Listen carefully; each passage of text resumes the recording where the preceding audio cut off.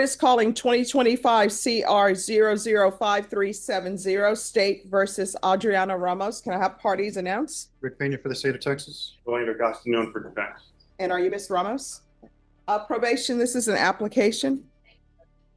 Right from the start, the judge hits hard, a deportation warning. Many don't realize that even a plea for a lesser charge can have life-changing immigration consequences. One wrong signature, and you're not just losing freedom, you could lose your country.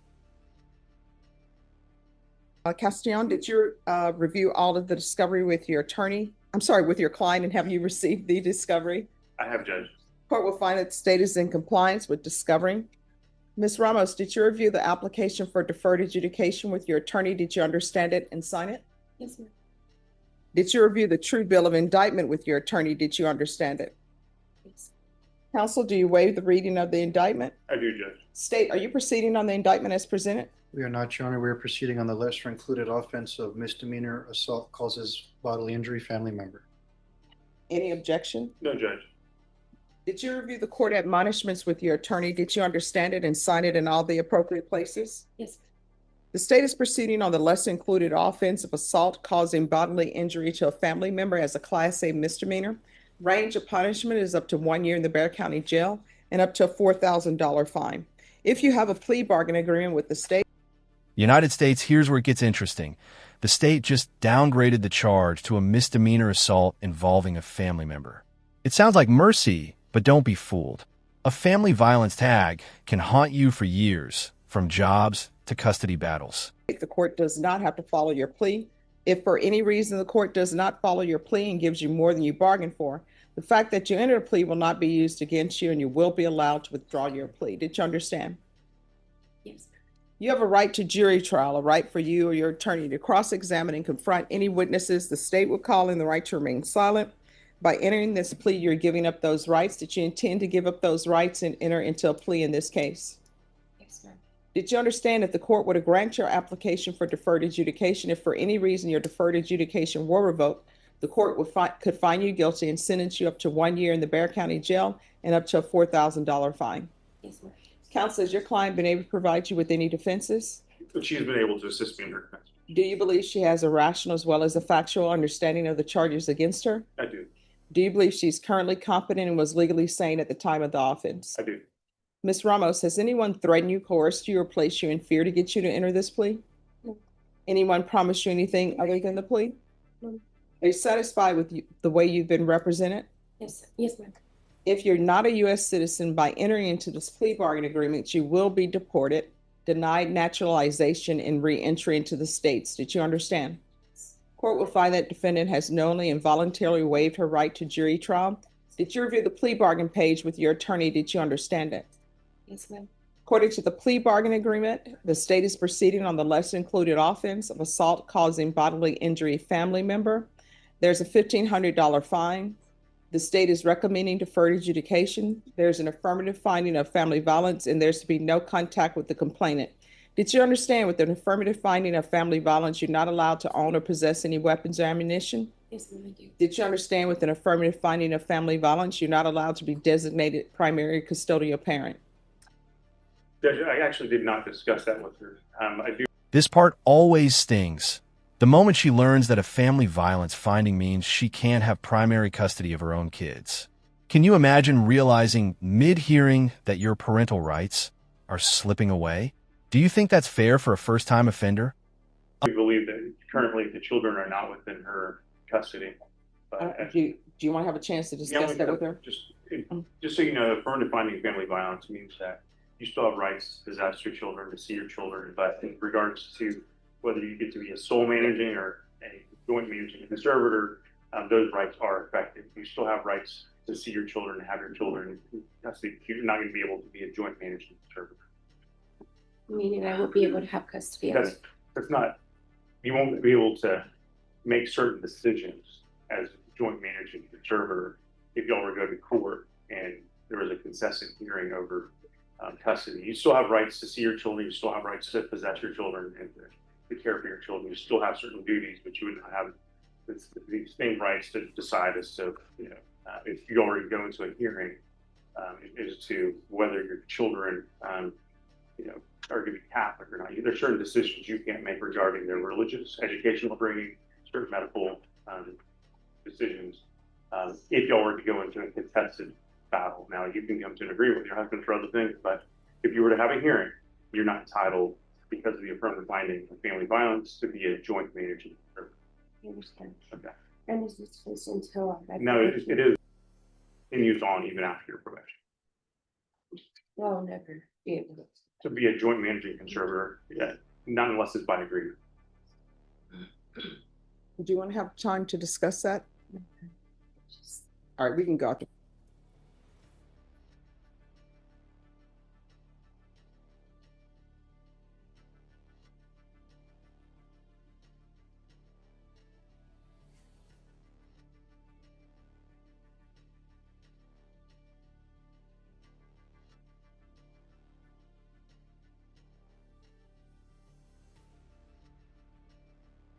Right.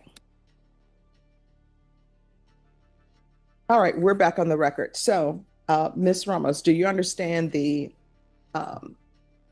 affirmative finding of family violence, what it means and the impact it could have on any civil matters as it relates to child custody? All right, knowing those things, you understand that to be the entirety of the plea?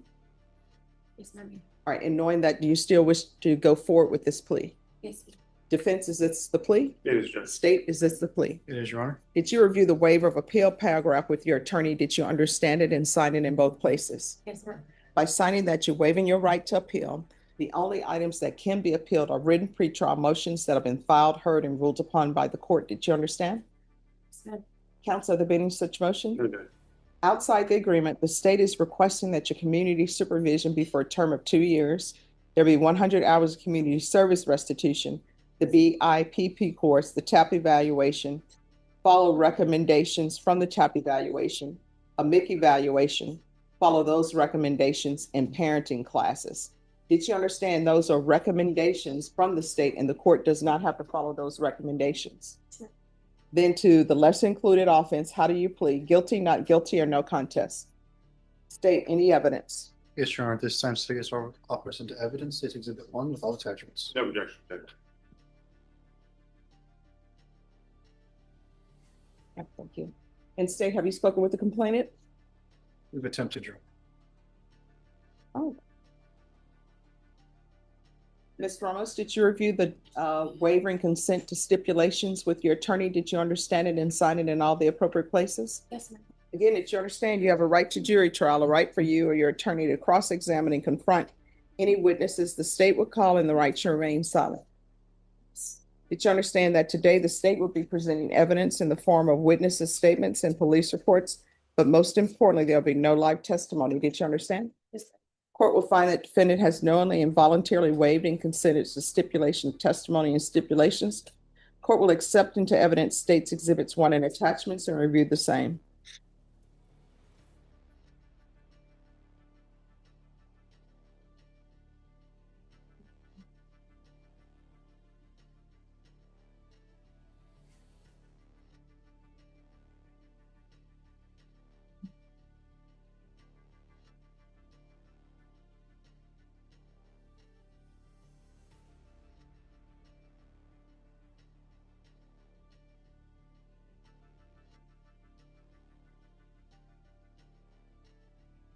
All right, after reviewing state's exhibits 1 and attachments, court will find there's sufficient evidence to find you guilty.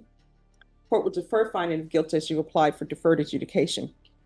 Are you proceeding with sentencing? Yes, Judge. Anything you Up next, the judge reviews the evidence. All on paper, no live witnesses. In court, that's called a stipulation, where both sides agree to skip testimony. It saves time, but often leaves defendants feeling like their side of the story never got told. wish to say on behalf of your client? I do, Judge. At the time of this incident, Ms. Ramos was not on her medication. She did suffer from some mental health issues. She has since that time got back on her medication. She additionally has completed a 12-hour anger management course. She has also begun the FIT program and has attended 8 of those classes. We'd ask the court consider that and allow that to be credited towards her current probation. Additionally, she has been attending NAAA meetings. I believe she has approximately 40 meetings that she has made. And she also has proof of the attendance for not only the NAA, but also for the fifth classes. And she also has proof that anger management for it. She did also try to enroll in the parenting class. I think she has some issues with trying to enroll in that, but I believe that she is on a good step forward. I believe that she's, very willing to comply with probation, and she wants to get back on track. And I think she's done a good job at doing that. All right. And how often are you going to NA or AA meetings? I do it at least every day. I do it through Zoom, so I have to set up like a time to where I can just log in even when I'm at work and do that. And what do you do for employment? I work at Amazon. I'm in training to be a manager, but I'm a sales associate. Okay. And I would note, Judge, that she is indigent, and the fine was at $1,500. And I did not address this with the state, but we asked that you either consider lowering that fine amount or probating a portion or the entirety of that. All right. And where are your children now? I'm with my mother-in-law. This moment shows a different side of justice. Not punishment, but rehabilitation. The defendant's back on medication, attending meetings, working at Amazon, trying to rebuild. It's a reminder, the courtroom isn't just where lives are judged. It's where they can start over. Okay. Because is Child Protective Services involved? No, ma'am. Because when I got out, when I was incarcerated, she paid me a visit. The woman who was doing the CPS investigation. CPS investigation. So I got out and I tried to reach out to her. She said it had been closed. There was nothing she could do for me. And typically, I believe the CPS will close out those investigations if they're with a protective parent. I think that's what the case was. Well, see, here's my problem with her being a protective parent. And mind you, this is not in my jurisdiction, but from reading the police report, and I don't know if you I'm sure your attorney went over it with you, but this is what I find concerning about the placement of your children. It says that the complainant refused medical attention. And then it says MedCom stated that the complainant was high risk, whatever that means. And so they contacted Child Protective Services because he was high risk. You were going into custody. So I don't know if he is with your mother-in-law with the children or not. But what I'm telling you is, in this report, it says that he was high risk, whatever that may mean. So that may not be an appropriate placement for the children. That's all I'm saying. I have no control over that. So I'm just letting you know that's what's in the document. All right. This is what the court is going to do. There's a $1,500 fine that will be probated.